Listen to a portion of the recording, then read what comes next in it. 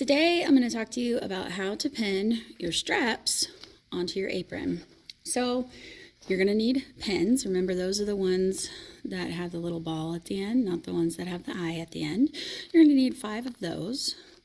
So I'm going to go ahead and set those over here. Put my pin cushion out of the way. I'm going to take my neck strap, and I know that it's my neck strap because it is shorter than the other 2 straps that I have. I'm going to take my neck strap. I'm going to work on the top part of my apron first. The first thing you want to do is, if your apron has raw edges at the top, you want to flip those to the inside so that all those little frayed edges are hidden. I'm going to take my first pin and pin this together. Now, the way that you pin something is you go all the way down through and you come all the way back up. If you don't go all the way down through and all the way back up, it's just going to kind of wiggle and not hold anything in place. And the whole purpose of pinning something is to hold it in place while you're working. So then I'm going to take my neck strap. I'm going to put one side in this corner over here. I'm going to then pin it again all the way out, all the way up and in. I'm going to make sure that it's not twisted. Put this one on this side. At this point, you may want to try your apron on and make sure that it hits you about chest high.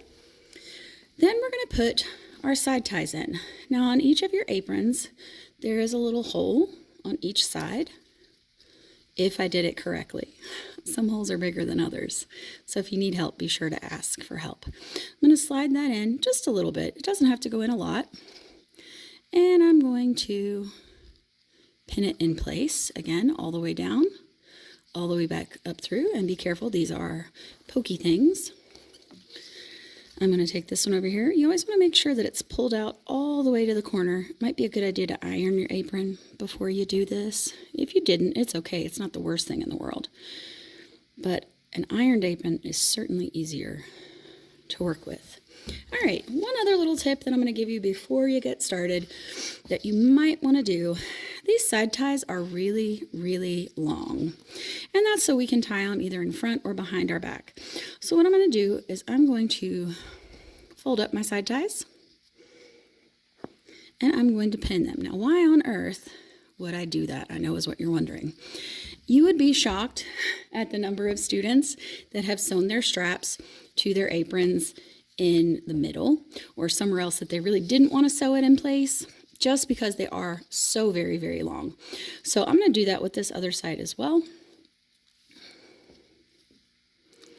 Again, I'm not pinning it to my apron, although you could if you really wanted to.